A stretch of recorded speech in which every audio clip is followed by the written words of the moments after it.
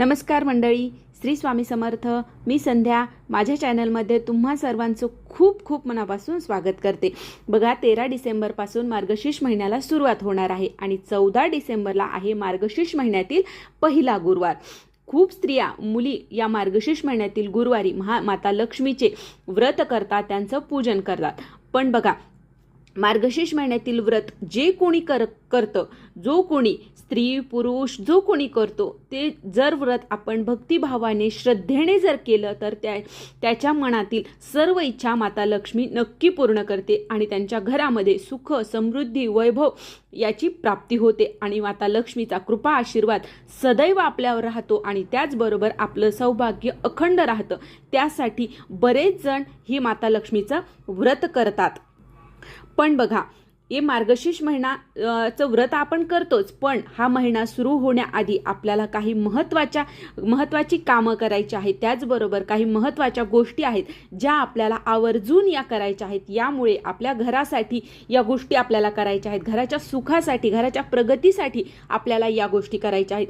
तर कुठल्या आहेत त्या गोष्टी जाणून घेण्यासाठी व्हिडिओ अगदी शेवटपर्यंत पहा आणि जर तुम्ही माझ्या चॅनलवरती नवीन असाल तर चॅनलला सबस्क्राईब करा. तर बघा, आता मार्गशीर्ष महिन्यातील व्रत हे सर्वजण करत असतात आणि बघा, हे व्रत, पूजा, मांडणी हे तर आपण करतच असतो, पण त्याचबरोबर आपण उपवास देखील करत असतो आणि हा उपवास आपण फळं आणि दूध घेऊन करत असतो. पण बघा, जर तुम्हाला शक्य नसेल तर तुम्ही फराळाचे साबुदाणे वगैरे सुद्धा खाऊ शकता. त्याचबरोबर जर तुम्हाला काही प्रॉब्लेम असेल, म्हणजे तुम्ही प्रेग्नेंट आहात किंवा आणखीन काही असे आजार जर असतील, तर अशा वेळेस आपल्याला टॅबलेट सुरू असतात आणि जर तुम्ही उपवास नाही धरला तरीही चालतो, पण फक्त श्रद्धेने, विश्वासाने तुम्ही पूजा मांडणी करायची आहे आणि देवीची कथा वाचायची आहे, देवीचं महात्म्य वाचायचं, देवीची आरती करायची आहे. तर एवढं तर आपण जरी केलं तरी सुद्धा तुम्हाला व्रताचं फळ हे नक्की मिळणार आहे. त्याचबरोबर आता या दिवसामध्ये बघा, माता लक्ष्मीची या दिवशी आपण भक्तिभावाने, श्रद्धेने त्यांची पूजा करत असतो. मार्गशीर्ष महिन्यामध्ये आपण माता लक्ष्मीसोबतच आपण भगवान विष्णूंची देखील पूजा करत असतो. त्यामुळे आपल्या घरामध्ये या दिवसामध्ये आपल्या घरामध्ये श्रीयंत्र हे असायलाच पाहिजे. बघा, श्रीयंत्र हे माता लक्ष्मी व भगवान विष्णू यांचं आसन मानलं जातं. म्हणून ज्या घरामध्ये श्रीयंत्र असतं त्या घरातून माता लक्ष्मी, भगवान विष्णू कधीही जात नाही. त्यांचा कृपा आशीर्वाद अखंड त्यांच्या घरावर असतो आणि त्यामुळे घरामध्ये सुख, समृद्धी, ऐश्वर्य, वैभव सर्व काही त्यांच्या घरामध्ये मिळत असतं. म्हणून आपल्या सर्वांनी या मार्गशीर्ष महिन्यामध्ये जर तुमच्याकडे श्रीयंत्र असेल तर ठीक, पण नसेल तर तुम्हाला शक्य झाल्यास तुम्ही या मार्गशीर्ष महिन्यामध्ये श्रीयंत्राची स्थापना तुमच्या घरामध्ये नक्की करायची आहे. त्याचबरोबर दुसरं म्हणजे बघा, आपल्याला कमळगट्ट्याची माळ या दिवसामध्ये आपल्या घरी आणायची आहे. बघा, कमळगट्ट्याची माळ म्हणजे काय?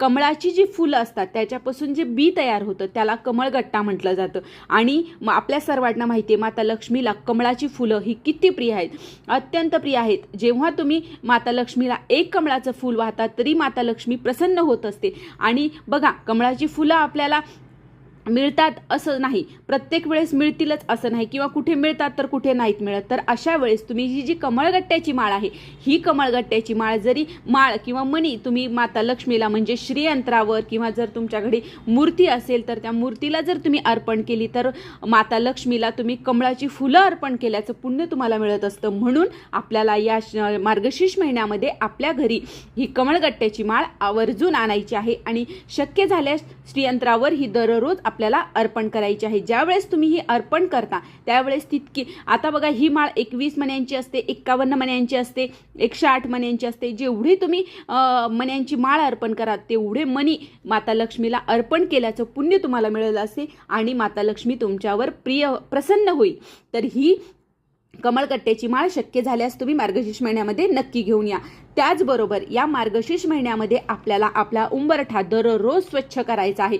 म्हणजे थोडंसं गुलाबजल टाकून किंवा पाण्याने तरी आपल्याला दररोज पुसून घ्यायचं आहे आणि शक्य झाल्यास दररोज हळदीचं लेपन करायचं. पण नाही शक्य झालं तर कमीत कमी गुरुवारी तरी आपल्याला हळदीचं लेपन, हळदीमध्ये थोडंसं गोमूत्र आणि पाणी मिक्स करायचं आणि हळद गोमूत्र एकत्र करून आपल्याला त्याची पेस्ट करून त्याने उंबरठा आपला स्वच्छ सारवून घ्यायचा आहे आणि त्याचं आपल्याला दर गुरुवारी आपल्याला पूजन करायचं आहे. त्याचबरोबर दुसरं म्हणजे बघा, चांदीची पावलं. अशी जर चांदीची पावलं तुम्हाला मिळाली तर आवर्जून तुम्ही या मार्गशीर्ष महिन्याच्या गुरुवारी तुम्ही खरेदी करून घरी आणा आणि त्याचं पूजन करून आपल्या उंबरठ्यावर चांदीची पावलं जर तुम्ही लावली तर तुमच्या घरामध्ये अखंड लक्ष्मी वास करेल. तर बघा, त्याचबरोबर दुसरं म्हणजे मंगल कलश. आपल्या घरामध्ये मंगल कलश हा असायलाच पाहिजे. जर तुम्हाला शक्य झालं तर हा जो आपण मंगल कलश आपण गुरुवारी स्थापन करतो, हा मंगल कलश वर्षभर आपल्या देवघरामध्ये ठेवायचा आहे आणि देवघराच्या उजव्या बाजूला आणि आपल्या डाव्या बाजूला आपल्याला ही मंगल कलशाची स्थापना करायची आहे. जो आपण कलश मांडलेला आहे गुरुवारी, तोच मंगल कलश आपण उचलून तुम्ही तिथे ठेवू शकता. त्याच्यातलं पाणी तुम्ही मंगळवारी किंवा शुक्रवारी बदला आणि जर नारळ तुमचं जे आहे ते नारळ जर खराब झालं तर बदला, नाही खराब झालं तर तेच नारळ तुम्ही कायम ठेवू शकता आणि दुसऱ्या एखाद्या पौर्णिमेला किंवा जर तुम्हाला वाटलं की थोडंसं खराब झालेलं आहे तर तुम्ही पौर्णिमेला किंवा मंगळवारी शुक्रवारी तुम्ही ते नारळ बदलू शकता. तर अशा प्रकारे आपल्याला मंगल कलशाची सुद्धा स्थापना करायची आहे. त्याचबरोबर माता लक्ष्मीला अतिशय प्रिय असणाऱ्या कवड्याची स्थापना सुद्धा तुम्ही या दिवशी गुरुवारी तुम्ही करू शकता किंवा मार्गशीर्ष महिन्यातल्या कुठल्याही वारी तुम्ही या कवड्या आपल्या घरी घेऊन यायच्या आहेत. त्यांची विधिवत पूजा करायची आहे, पंचोपचारे त्यांची पूजा करायची आहे आणि त्या कवड्या 7 असो किंवा 5 असो, जेवढ्या तुम्हाला शक्य होतील तेवढ्या कवड्या आणा आणि त्या देवघरामध्ये तुम्ही स्थापन करा. दररोज त्यांची हळद कुंकू अक्षता धूपदीप दाखवून पूजा करा आणि दर मंगळवारी किंवा शुक्रवारी त्यांचा अभिषेक करायचा असतो. म्हणजे आपण ज्याप्रमाणे देवांना आंघोळ घालतो त्याप्रमाणे मंगळवारी किंवा शुक्रवारी तुम्हाला त्यांना स्नान घालायचं आहे आणि दररोज स्नान घालायचं आवश्यकता नाही. दररोज फक्त हळद कुंकू अक्षदा धूपदीप दाखवायचा आहे. यामुळे या देवघरामध्ये जेव्हा तुम्ही या कवड्या स्थापन करताय तर त्यामुळे सुद्धा माता लक्ष्मी प्रसन्न होते आणि घरामध्ये अखंड वास करते. त्याचबरोबर दुसरं म्हणजे या गुरुवारी मार्गशीर्ष महिन्यातील दररोज आपल्याला भीमसेनी कापूर आपल्या घरामध्ये जाळायचा आहे. यामुळे भीमसेनी कापूर जेव्हा आपण घरामध्ये जाळतो तेव्हा आपल्या घरातील नकारात्मकता दूर होत असते आणि बघा, त्यामुळे दररोज आपल्याला मार्गशीर्ष महिन्यामध्ये भीमसेनी कापूर आपल्या घरी नक्की आपल्याला जाळायचं आहे. नाही शक्य झालं तर कमीत कमी गुरुवारी तरी आपल्याला भीमसेनी कापूर नक्की जाळायचं आहे. त्याचबरोबर दुसरं म्हणजे या मार्गशीर्ष महिन्यामध्ये दररोज आपल्याला गाईचं पूजन करायचं आहे. जर आपल्या देवघरामध्ये गाय असेल तर ठीक, नसेल तर तुम्ही आणली तरीही चालेल आणि जर तुमच्याकडे गायच असेल तर तुम्ही दररोज गाईचं पूजन करू शकता. बघा, आणि जर नाही शक्य झालं तर कमीत कमी गुरुवारी तरी आपल्याला गाईचं पूजन करायचं आहे आणि गाईला चण्याची डाळ आणि गूळ खाऊ घालायचा आहे.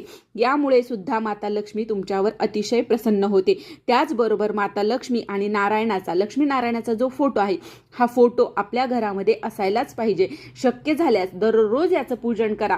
तुम्ही जर तुमच्याकडे जर फोटो नसेल तर तुम्ही नवीन घेऊन या, असेल तर या मार्गशीर्ष महिन्यामध्ये दररोज त्याचं पूजन करा. त्यामुळे सुद्धा भगवान विष्णू व माता लक्ष्मी तुमच्यावर अतिशय प्रसन्न होतील आणि घरामध्ये अखंड वास करतील. त्याचबरोबर दुसरं म्हणजे जर तुमच्याकडे माता लक्ष्मीची मूर्ती असेल तर मूर्ती नसेल तर तुम्ही मूर्ती घेऊन येऊ शकता. नाही शक्य झालं तर तुम्ही चांदीचा जर शिक्का असेल तुमच्याकडे तर त्याचं सुद्धा पूजन तुम्हाला मार्गशीर्ष महिन्यामध्ये दररोज करायचं आहे. आणि आपण जेव्हा मार्गशीर्ष महिन्याची पूजा मांडणी करतो त्यावेळेस, मार्गशीर्ष महिन्यातील गुरुवारी जी पूजा मांडणी करतो त्यावेळेस आपल्याला श्रीयंत्र, चांदीचा शिक्का, माता लक्ष्मीच्या आवडणाऱ्या कवड्या या सर्व आपल्याला पूजेमध्ये लक्ष्मीच्या समोर ठेवायच्या आहेत. जर तुमच्याकडे शिक्का असेल तर तुम्ही त्याचं पूजन करा, नसेल तर तुम्हाला शक्य झाल्यास तुम्ही एखाद्या गुरुवारी किंवा मार्गशीर्ष महिन्यातल्या कुठल्याही वारी तुम्ही चांदीचा शिक्का नक्की घेऊन या. बघा, या गोष्टी केल्यामुळे सर्व बाजूंनी घराची प्रगती होते, घरामध्ये सुख, समृद्धी, ऐश्वर्य नांदत असतं. म्हणून आवर्जून तुम्हाला जेवढ्या यामध्ये गोष्टी सांगितलेल्या आहेत त्या जेवढ्या शक्य होतील तेवढ्या घ्या आणि जर सर्व गोष्टी तुमच्या घरी असतील तर नक्की याचं पूजन करा. तर ही छोटीशी माहिती होती जी मार्गशीर्ष महिन्यामध्ये सुरू होण्याच्या आधीच तुम्ही आवर्जून प्रत्येक महिलेने या गोष्टी आपल्या घरामध्ये आणायच्या आहेत. यामुळे आपल्या घराची नक्की भरभराट होणार. तर ही छोटीशी माहिती होती जी मला तुमच्यापर्यंत पोहोचवायची होती. जर तुम्हाला हा व्हिडिओ आवडला असेल तर व्हिडिओला लाईक करा, जास्तीत जास्त लोकांपर्यंत हा व्हिडिओ शेअर करा आणि माझ्या चॅनलला सबस्क्राईब करा. श्री स्वामी समर्थ.